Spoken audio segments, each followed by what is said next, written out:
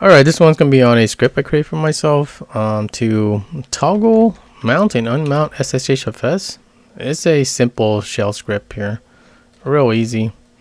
If you don't know what SSHFS is though, it's a way to mount your other computers or NAS or server, whatever it is, over SSH to your current computer. Think of it like Think of it like Samba Share, but using SSH. All right. So you can access all your files remotely. All right. Anyways, if you want to learn how to do this manually, I did make a video on it like a long time ago. Just search my channel for SSHFS, and that's how you do it manually. But this one is more automated because I'm too lazy to do it, manually every time. So this is how it works. I'll show you here. So see the mount point here is like empty, but if I run my script here, Synology, which I actually just got this one like 2 days ago on Black Friday. And so you see it mounts it, and then we run it again, it'll unmount it, right? So that's how that works, real simple. And once you have your it mounted, you can actually go in there and access your files, right? Like normally, like how you plug in a USB stick or something like that. That's how it's gonna work. So this is the one I got here, and I can access it. I can use text editor. I can save stuff in here like I normally would, but this is over the network, so it's not on my main computer, right? And so that's how this works. And then when I'm done, I can just go, hey, don't want to mount that stuff anymore, right? So that's what we're gonna do with this thing. Real simple. The script is you give it a nickname, whatever you want to call it. This one doesn't have to be like a login or anything. It's just a nickname for it. Just because when you mount something like this one here, right? What's the other one I have? My server called Anubis. It'll have like different names for it, so I know, okay, that's my server and this one's my NAS, right? Then I know it's a different thing. And then after that will be your username, and then the IP on your that your router assigns to it, right? So that's how that works. So that's the nickname for this, and we tell it what user. So my username here is Westeros, and then the IP of that a computer, right? I recommend that if you're gonna do this, go into your router settings and assign what's that, static IP for each device that you're gonna do this one, right? Real simple to do that too. And then your host password, and then what default host directory you want to do. In this case, I want to use the media NAS. But most people would just use the root, and it'll show you all the files and folders. But if you want to go to a specific one, then you can do that here. And this is the mount point where you want to mount it to your local computer. In this case, we're mounting it to our what was that? We created this folder in our run user, and then was it 1000, and then SSHFS here, and it goes in there. So that's how that works in here. In Linux, they have this thing called XDG. So if I do echo out here, they have a couple of them here, right? So you can use different ones, but I usually use the run one, the runtime one, because whenever you mount a USB stick or something that's usually where it goes. So I just use the same folder, right? For the current user. So that's what we're doing there, and we're just creating a folder called SSHFS.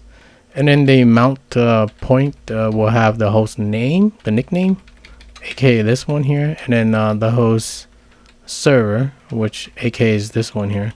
So that's how we combine the names with it. And then this one, it just tells us, hey, if the mount point exists, then it's going to unmount it here, and it's going to remove the folder. And this one will what is that? This one will detect if that host is still mounted or not, and then once that's confirmed or something, it's gonna say it's either mounted or unmounted, right, in here. So this is another if statement to do that. Or if it's not mounted, then it's gonna auto mount here. And the way that auto mounts is that it's just gonna echo out the password, aka your password here. All right, and then it's gonna send it to the SSHFS command, which is, you know, tell us to connect to that user, the IP, and then the mount point that we want on a local machine. And that's how that works. And so whenever I need to use it, that's all it does. All right. If you want to do this manually, let's say, for example, we're going to unmount Synology here. Right, so I'm mounted. If you want to do this manually, like let's say I don't want my password to be in here, then it's not going to be automated anymore, but it'll take out like most of the work, I guess. So for example, I comment this out and turn this back on for proper password.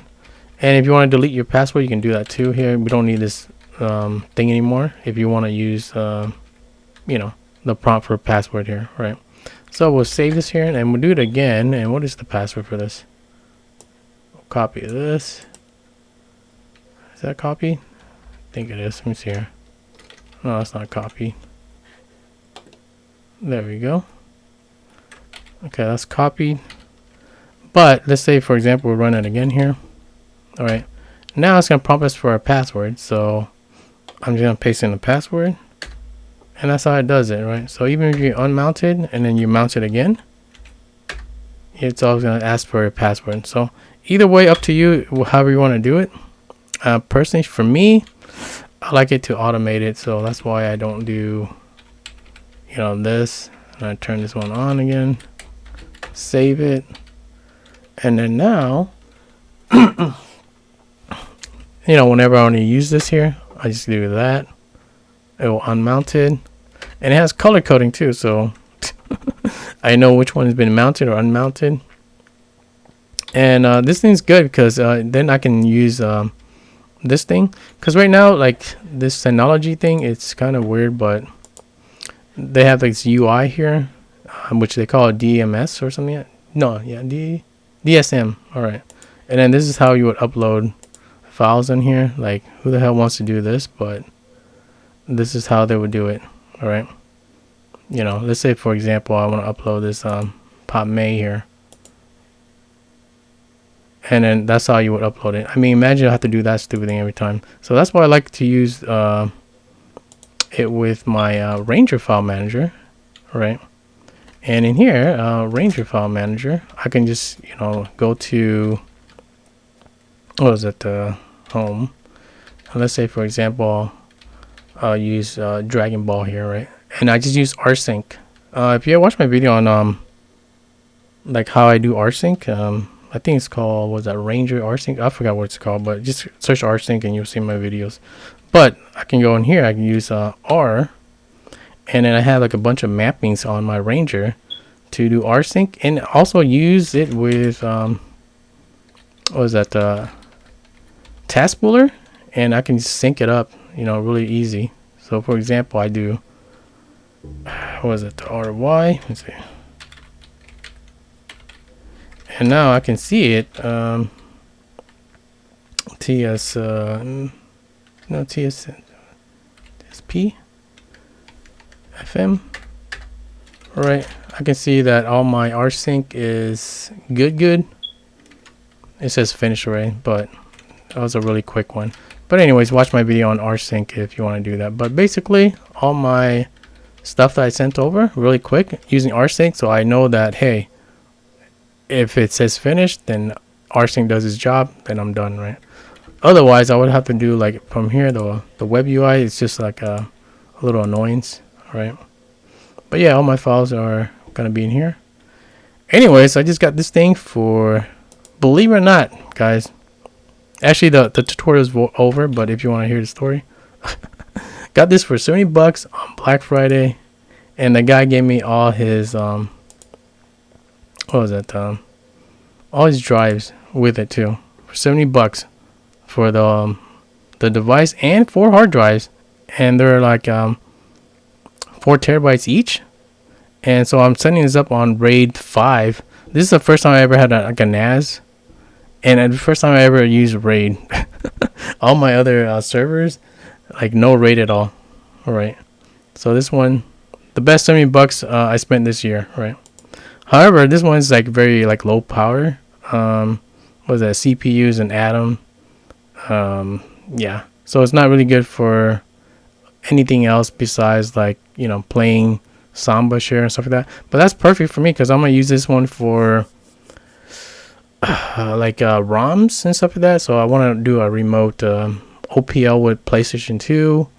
Probably do something with Raspberry Pi to hook my Raspberry Pi to my CRT TV and then play games that way too. Android, I don't know. Android is very restrictive. Like, I don't think you can mount Samba share on there. So that's another no for Android. But maybe I can do something with like Kodi or something like that to mount the Samba share. Anyways, that's my plans for this, and this thing is awesome. Look at this. I got like 10 terabytes here to do all these stuff that I've been wanting to do, but it costs a lot of money. But this one, the best deal this year. $70 locally picked up. Anyways, that's it for the script. I'll post it in the description, my GitHub somewhere.